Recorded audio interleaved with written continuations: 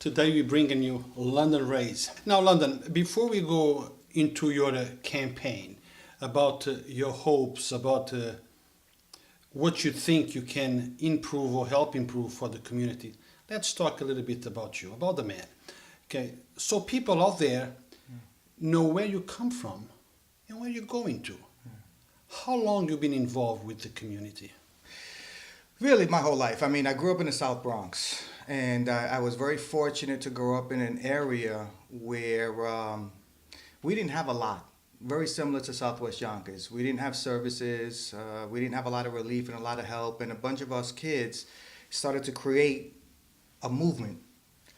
And many years later, that movement became hip hop culture.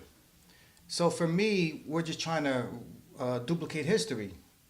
This is a movement that I am a part of. And this movement is led by young people who have a tendency not to be involved, young people who have a tendency not to vote. They have a tendency to be forgotten. It's usually the older generation, especially the senior citizens that are consistently voting. But for the young generation, they have not been able to latch on to somebody with a strong voice that has a proven track record of getting things done. And I think that that's what I'm looking to do in Southwest Yonkers. I'm looking to say, look at my history, look at the work that I've done.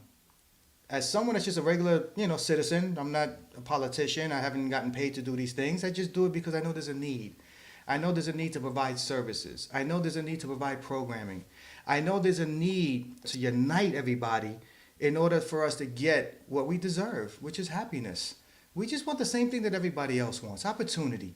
And then it's up for us to take it. But we're not even given the opportunity. We don't get that same thing. We just want a little more equality. That's all we're really asking for. I don't think that's so much to ask for.